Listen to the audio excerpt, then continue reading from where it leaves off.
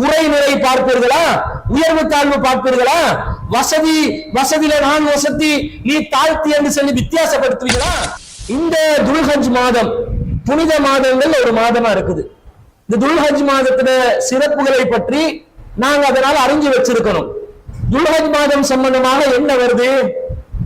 முதல் 10 நாட்கள் தான் துல்ஹஜ் மாசத்துக்குரிய அந்த முக்கியமான நாட்களாக நபிகள் நாயகம் ஸல்லல்லாஹு அலைஹி வஸல்லம் சொல்றாங்க.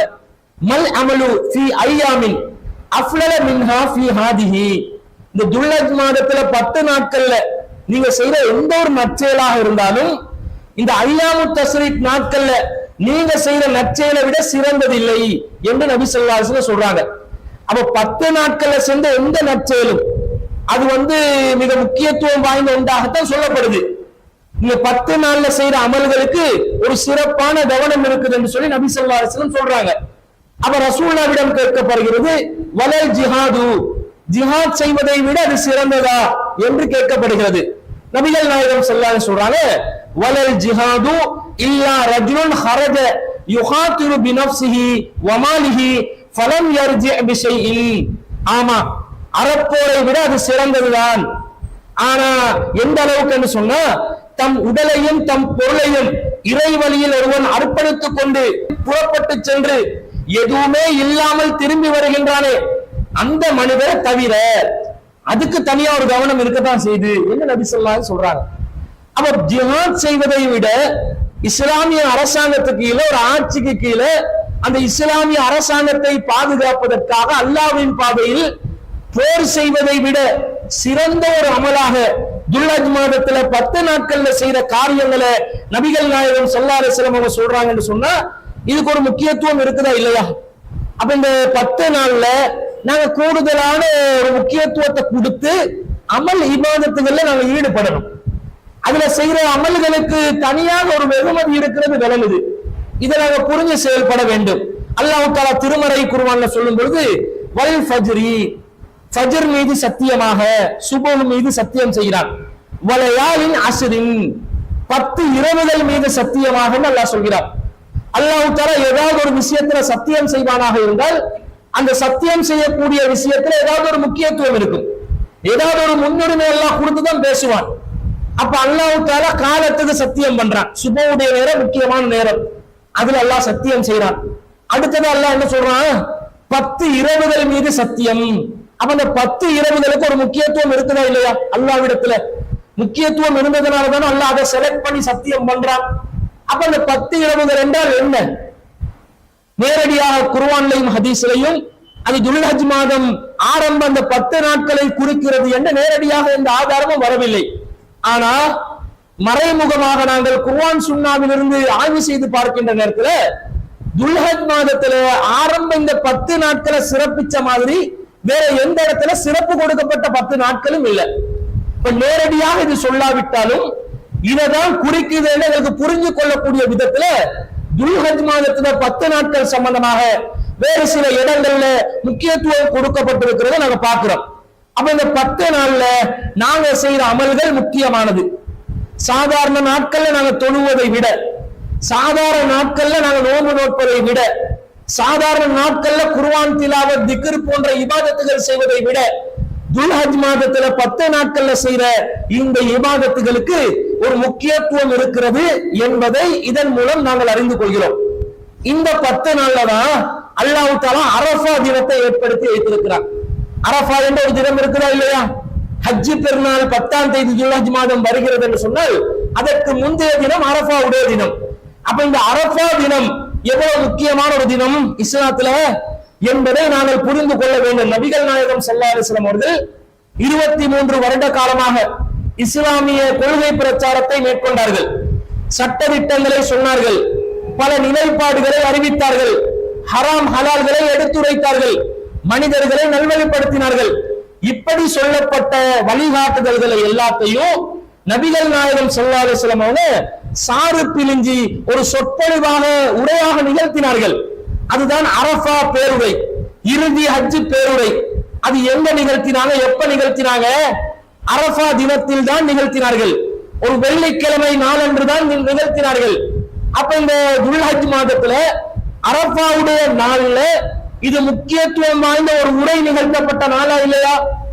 உமர் ரலியல்லாஹு அன்ஹு அவர்களுடைய காலத்துல ஒரு யூதன் வருகிறார், வந்து சொல்கிறான், யா அமீரல் முஃமினீன், மூமின்களுக்கு தலைவரே, ஆயத்துன் ஃபீ கிதாபிக்கும் தக்ரஊனஹா, நீங்கள் உங்களுடைய குர்ஆனிலே உங்களுடைய வேதத்திலே ஒரு வசனத்தை ஓதிக்கொண்டிருக்கிறீர்கள், லவ் அலைனா மாஸரல் யஹூதி நஸலத், இந்த வசனம் மாத்திரம் யூத சமூகமான எங்கள் மீது அருளப்பட்டிருந்தால் லத்தஹதுனா தாலிகல் யௌம ஈதா, அந்த நாளை நாங்கள் பெருநாள் கொண்டாடக்கூடிய ஒரு தினமாக ஆக்கி கொண்டிருப்போம். அப்ப அவர் கேட்கிறார் உமர் ரலியல்லாஹு அன்ஹு அவர்கள், ஐயோ ஆயத்தின், அந்த ஆயத்து என்ன என்று கேட்ட நேரத்துல அந்த யூதன் சொல்கிறான், அல்-யௌம அக்மல்து லக்கும் தீனக்கும் வ அத்மம்து அலைக்கும் நிஅமதி வ ரலீது லக்குமுல் இஸ்லாம தீனா, இன்றைய தினம் உங்களுடைய மார்க்கத்தை உங்களுக்கு நான் பூர்த்தி செய்து விட்டேன், எனது அருட்கொடைகளை உங்களுக்கு நான் நிறைவாக தந்து விட்டேன், இஸ்லாமிய மார்க்கத்தை முழுமையான ஒரு வழிகாட்டுதலாக வாழ்க்கை திட்டமாக நான் பொருந்தி கொண்டேன் என்று அல்லாஹ் சொல்கிறானே, அதுதான் அந்த வசனம் என்று சொன்ன நேரத்துல உமர் இப்னு கத்தாப் ரலியல்லாஹு அன்ஹு அவர்கள் சொல்கிறார்கள், கத் அரஃப்னா தாலிகல் யௌம, அந்த நாள் என்னவென்று நமக்கு தெரியும், வல் மகான் அல்லதி நஸலத் ஃபீஹி அலன் நபி ஸல்லல்லாஹு அலைஹி வஸல்லம் வ ஹுவ காயிமுன் பி அரஃபத யௌம ஜும்ஆத்தின், அது நபிகள் நாயகம் ஸல்லல்லாஹு அலைஹி வஸல்லம் அவர்களுக்கு எந்த இடத்தில் அருளப்பட்டது என்பதையும் நாங்கள் அறிவோம். அரஃபா தினத்தில் வெள்ளிக்கிழமை நாளிலேதான் நபிகள் நாயகம் ஸல்லல்லாஹு அலைஹி வஸல்லம் அவர்களுக்கு நபிகளார் நின்று கொண்டிருக்கக்கூடிய நிலையில் இந்த வசனம் அருளப்பட்டது என்று உமர் இப்னு கத்தாப் ரலியல்லாஹு அன்ஹு சொல்றாங்க. அப்ப இந்த இஸ்லாமிய மார்க்கம் பூர்த்தி செய்யப்பட்ட, இஸ்லாமிய மார்க்கத்தினுடைய முழுமை என்ற அருட்கொடைய மனித குலத்துக்கு நிறைவேற்றிய அந்த நாளாக அரஃபாவுடைய தினம் இருப்பதை நாங்கள் பார்க்கிறோம். இன்னும் சொல்ல போனால் நபிகள் நாயகம் ஸல்லல்லாஹு அலைஹி வஸல்லம் அவங்க சொல்றாங்க, அல் ஹஜ்ஜு அரஃபத்து ஃபமன் அத்ரக லைலத்த அரஃபத கப்ல துலூஇல் ஃபஜ்ரி மின் லைலத்தி ஜம்இன் ஃபகத் தம்ம ஹஜ்ஜுஹு. ஹஜ் என்று சொன்னாலே அரஃபா நாள் தான். அல் ஹஜ்ஜு அரஃபத்து, ஹஜ் என்று சொன்னாலே அரஃபா நாள் தான். யார் ஒருவர் ஃபஜ்ருக்கு முன்னால் அரஃபாவுக்கு வந்து விடுகிறாரோ அவர் ஹஜ்ஜை முழுமையாக அடைந்து கொண்டு விட்டார். நபி ஸல்லல்லாஹு அலைஹி சொல்றாங்க, நீங்க ஹஜ் நிறைவேற்றணும் என்று சொன்னா, ஹஜ் கம்ப்ளீட் ஆகணும் என்று சொன்னா, நீங்கள் சுபவுடைய நேரத்துக்கு முன்பதாகவே அரஃபால வந்து சேர்ந்துருங்க, அப்பதான் உங்களோட ஹஜ்ஜே நிறைவேறும் என்று நபிகள் நாயகம் ஸல்லல்லாஹு அலைஹி வஸல்லம் அவங்க சொல்றாங்கடா. இந்த அரஃபா தினத்துக்கு எவ்வளவு ஒரு முக்கியத்துவம் என்று பாருங்க. இதுக்கு என்ன காரணம் தெரியுமா? ஆரம்ப காலத்துல ஜாஹிலியா சமூகம் ஹஜ் செய்தார்கள். அவங்க நிர்வாணமாக காபாவை தவாப் செஞ்சாங்க, கை தட்டினாங்க, விசில் அடிச்சாங்க, சீட்டி அடிச்சாங்க. இதுதான் அவர்களுடைய வணக்க வழிமுறையாக இருந்தது. இந்த ஒரு காலகட்டத்துல அவங்க அரஃபா என்ற மைதானத்தை யாருக்காக தங்குவதற்கு ஒதுக்கி வைத்திருந்தார்கள் தெரியுமா? யாரெல்லாம் அந்த சமூகத்தில் தாழ்ந்தவர்களாக இருந்தார்களோ, யாரெல்லாம் அந்த சமூகத்தில் ஒதுக்கப்பட்டவர்களாக இருந்தார்களோ, குறையுள்ளவர்களாக அந்த சமூகத்தால் பார்க்கப்பட்டார்களோ, அவர்கள் தான் அரஃபா மைதானத்திலே தங்க வேண்டும் என்று மக்கத்து காபிர்கள் ஒரு விதிமுறையை வைத்திருந்தார்கள். முஸ்தலிஃபாவில் யாரு தங்குவாங்க? மிகப்பெரிய வசதி வாய்ப்பு உள்ளவர்கள், உயர்ந்த குலத்தார் என்று கருதக்கூடியவர்கள், சமூகத்திலே அந்தஸ்து பெற்றவர்கள், நல்ல வசதியான பணக்காரங்க தான் என்ன செய்வாங்க? முஸ்தலிஃபால தங்கக்கூடிய ஒரு நிலை வச்சிருந்தாங்க. இதை மாத்திரத்துக்காக வேண்டி அல்லாஹ் வேணும் என்று என்ன பண்றான்டா, எல்லாரும் வந்து அரஃபால ஒன்று கூடுங்கன்றான்ல. என்ன ஏற்றத்தாழ்வு பார்ப்பீங்களா? குறை நிறை பார்ப்பீர்களா? உயர்வு தாழ்வு பார்ப்பீர்களா? வசதியில நான் வசதி, நீ தாழ்த்தி என்று சொல்லி வித்தியாசப்படுத்துவீங்களா? எல்லாரும் வந்து அரஃபா என்ற அந்த வெட்ட வெளியில வந்து எல்லாரும் உட்காருங்கடா என்று சொல்லி அல்லாஹ் தஆலா இந்த குலத்தால் யாருக்கும் பெருமை இல்லை, பிறப்பால் யாருக்கும் உயர்வில்லை, மனிதர்கள் என்றால் அனைவரும் சமமானவர்கள் என்ற நீதியையும் சமத்துவத்தையும் நிலைநாட்டிய நாளாக அந்த அரஃபாவுடைய மைதானத்தில் அனைவரும் ஒன்று கூட வேண்டும் என்ற அந்த ஹஜ்ஜின் கிரியையை இஸ்லாம் அறிமுகப்படுத்தியது. அதனால அதுக்கு தனி முக்கியத்துவம் இருக்குது.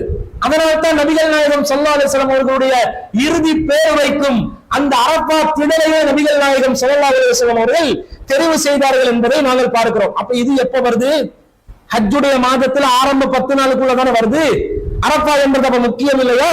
அந்த முக்கியத்துவத்தை நாங்கள் உணர்ந்து செயல்பட வேண்டும். இன்னும் சொல்ல போனால் நபிகள் நாயகம் ஸல்லல்லாஹு அலைஹி வஸல்லம் அவங்க சொல்றாங்க, மா மின் யௌமின் அக்ஸர மின் அய்யூதிக அல்லாஹு ஃபீஹி அப்தன் மினன் நார் மின் யௌமி அரஃபா. அல்லாஹ் தன்னுடைய அடியார்கள்ல அதிகமானவர்களை நரகத்திலிருந்து விடுதலை செய்வதற்கு தெரிவு செய்கின்ற நாள் எது தெரியுமா? அதுதான் அரஃபாவுடைய தினம் என்று நபி ஸல்லல்லாஹு அலைஹி வஸல்லம் சொல்றாங்க. வ இன்னஹு லயதுனு சும்ம யுபாஹி பிஹிமுல் மலாயிகா ஃபயகூலு மா அராத ஹாவுலாஹி. அல்லாஹ் தஆலா அன்றைய தினம் அரஃபாவில் உள்ளவர்கள் யாரு தங்கி இருக்கிறார்களோ அவர்களை நெருங்கி வானவர்களிடம் அவர்களை குறித்து பெருமையாக பேசிக் கொள்வான். என்ன கேட்பானா? ஃபயகூலு மா அராத ஹாவுலாஹி, இவர்கள் எதை நாடி இங்கே குழுமி இருக்கிறார்கள் என்று தெரியுமா என்று பெருமையாக அல்லாஹ் அரஃபாவிலே ஒன்று குழுமி இருக்கக்கூடிய ஹாஜிகளை பற்றி அல்லாஹ் தஆலா வானவர்களிடம் பெருமை பாராட்டி பேசுவான் என்று நபிகள் நாயகம் ஸல்லல்லாஹு அலைஹி வஸல்லம் சொல்றாங்க. அப்ப அரஃபாவுடைய நாள்ல நரக விடுதலை கிடைக்கிறது. நரகத்திலிருந்து விடுதலை பெறக்கூடிய அந்த பாக்கியம் அதிகமானவர்களுக்கு அரஃபாவுடைய நாளை தெரிவு செய்து அல்லாஹ் வழங்குகிறான் என்று சொன்னா இதுக்கு ஒரு முக்கியத்துவம் இருக்கிறத நாம பார்க்கிறோம்.